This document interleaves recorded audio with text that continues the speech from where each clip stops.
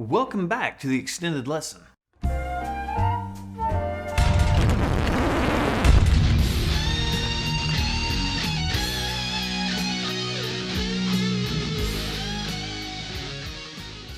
what we're going to do today is we're going to pick up where we left off on the previous lesson. We were talking about the D major 7. And what we're going to do is we're going to extend this, and I'm going to show you how to find the other chords in the D, all from right here in this one position.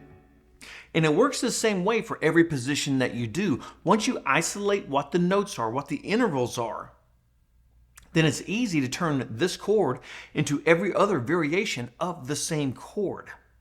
What am I talking about? Well, we centered the last lesson on the D major 7. Well, right here, this note right here on the 6th fret on the 3rd string, this is our major 7 right here. Well, if we take this note and we raise it up a half step, and then we play this, this is actually just a D chord. This is a root 3rd and 5th. And what we've got here is we're barring 2, 3, and 4 at the 7th fret, and we're reaching up and grabbing the 5th string in the 5th fret. And we're playing these 4 right here in the middle. And that is just a D chord, root 3rd and 5. Well, we know that this right here is an 8 because it's an octave. Go up 2, down 2. That is our octave. Well, if we take this octave and we bring it down 1/2 step, to go from this shape, bring this down a half step, and then we have to bring our pinky up to grab that 2nd string in the 7th fret, and that will give us our D major 7. Because we have a major 7 on top of our root 3rd and 5. Now, if we take this right here, this major 7, and we lower it down another half step, this is going to give us a D7, because we're essentially taking our 7 and we're making it into a minor 7. And now we have a D7 from moving this one note. Now, if we take this right here, which we're barring off, and if we reach up, this is kind of a hard one to get your hands around, but if we reach up to the 5th string, 5th fret to 5, 5, and then we reach over to the 4th fret with this finger, and we grab the 3rd string, this will give us a D6, and it's a little hard at first to fret, but that gives us a D6. And what we're doing is we're moving that root, that octave root, down to a major 7th, a minor 7th, down to a 6. And now we have a D6. Well, if we go back to our D major 7, and we just go ahead and we raise our major 7th, the one on the string 3, 6th fret, we go ahead and raise it back up to the 7th fret, back to our standard D, our root 3rd and 5. So if we want to turn this into a minor, all we do now, this right here at the 7th fret, 2nd string, this is our major 3rd. That is our 3rd. We have a root, a 5, a root, which is our 1, and a major 3rd. So if we lower that major 3rd down a half step, that gives us the D minor. Now we have a D minor. Well, if we want to make this into a 7th, what we do is this goes right back to our D major 7. Since we know this is our octave, since we're doing a minor chord, we want to have a minor 7th. So we're going to lower it a full step. And so all we do on the minor is we raise that pinky up, and that lowers this a full step from 7 to 5. And now we have a D minor 7. Now you can have a D minor major 7. You really don't hear these a whole lot, to be honest with you, unless you're getting serious into jazz and stuff. Now what we have to do is we have to take our minor 7, which is right here. Because remember, we went from the major, we went ahead and made it minor by lowering our 3rd, 1/2 step to a minor 3rd, and then we lifted up our pinky and we moved the 4th string down to our bar at the 5th fret, and that moves our 7th down a whole step, which gives us a minor 7. But if we want to make that a major 7, like I said, this is going to be a D minor 7 major. And what's going to happen is we're going to raise that 7th, that minor 7th, back up a half step. So our minor 7 is right here. We're going to raise it back up to here. And you have to fret this one. This one's a little odd to fret, but once you kind of get a feel for it, and you hear how it kind of has that odd tone with that major 7 sitting over that minor 3rd. But that is, and I'm going to tell you how to fret this, but this is a D minor with a major 7. And what we've got is we're barring, and I really don't play that note a whole lot when I play these. I usually play the center chords.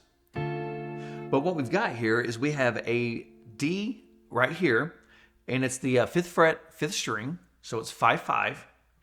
We're going to take our pinky, is going to reach up and grab the 4th at the 7th. Then our middle finger is going to be at 3-6, and our 3rd finger is going to be at 2-6. And that gives us our minor major. Kind of an odd sound. And it's not one that I generally don't use a whole lot. Actually, I've got to be honest, I don't use it at all. For the kind of music I play and listen to, I just don't have a need for it. But I just wanted you to know that that does exist. So I'm not going to go over all the chord shapes, simply because in all the different inversions, because this is how you learn. Is if I sit here and keep telling you everything that there is, and you know, this is how we do this, and this is this shape, this shape, this shape, you're never going to take the time to physically learn what it is. And what do I mean by that? Well, if we go back to our D major 7, we know this is our D, our root. This is our 5th. This is our major 7. And then right here we have a 3rd.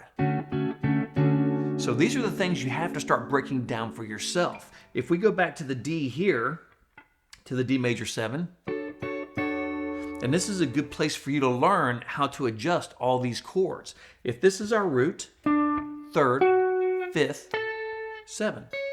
Well, if we wanted to make this a minor, we lower our 3rd down a half step. So we would be fretting this, which would be very hard to fret. This isn't a chord you would use, but this gives you an idea of how to shift these chords around.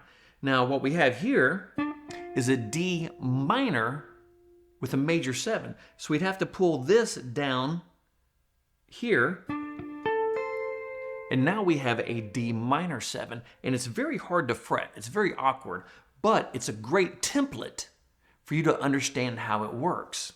So if we play here, the D minor, and I'm going to tell you what this is, we're at 1-9, 2-10, 3-11, 4-12.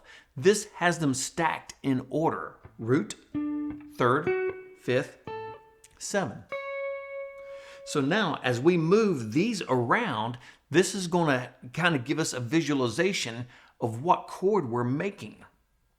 If we take this right here, root 3rd, 5, 7, and we raise this 5 right here to here, and we have this. Now that sounds odd, but essentially what we have is a D augmented with a major 7. Now we could just lift that 7 up, and now we have an augmented D, which means we've raised the 5th 1/2 step. So if we're going to make this D here, if we're going to make this a minor, we lower the 3rd a half step, raise it up a half step. A suspended, we'll raise that 3rd another half step. And you can hear it. Suspended 4, and all we're doing is moving to 3rd. Major, minor 3rd. And if we wanted to do a suspended 2nd, and we're just by moving that 3rd up and down in half step intervals. But a good way to learn this, to where you start understanding your intervals, is you find a chord that stacks the notes in order. And what I mean by order is not like root 5, 3, 7. I'm talking root, 3rd, 5, 7. They're stacked in order. And this here is stacked in order. So this is a great template for you to start understanding how this works. If you were playing this on a piano, they would be stacked in this order, root, 3rd, 5, 7, just like this. And this is a great template for you to start understanding how these chords work. Because since we know this is our root, our third, our fifth, if we want to make this minor, we know to move our third down a half step. Back up to major. Back to a suspended by moving the third up a half step. Back to our third. Back to our minor D. And then here we have this major 7 on top of it. So if we wanted to do a major minor, if we wanted to do a major D major chord with a minor 7, we move this 7 down 1/2 step. And that becomes a D7. D major 7, D7, and if you can make the reach, D6. And this, it gives you a perfect template to understand how the intervals and the relationships start to come into focus. So instead of me going through all these and saying, well, if we do this and we do this, it ends up with this chord, the best thing for you to do is start here at the 9th fret, lay out your D major 7, start moving these notes around. And if you don't understand what makes the major and minor, go back to my one on the keys. And I have a ton of videos on chords, on major chords, minor chords, the scales. I have a ton of videos up. Watch those, come back to this. And I promise you, you'll start to understand the relationship of these notes within the chord to start getting all these different voices. That is one of the best exercises that you can possibly learn in order to understand how the chords work. So with that little bit of information, I'm going to wrap this one up right there. And of course, I'm going to give you my closing. And on that note, like the great Sammy Hagar says, if you miss the beat, you lose the rhythm. This is a great template for you to study to start to understand intervals, chords, and the relationships of the notes inside of the chord. So if you have any comments or questions, by all means, drop me a line. And until the next video, rock on.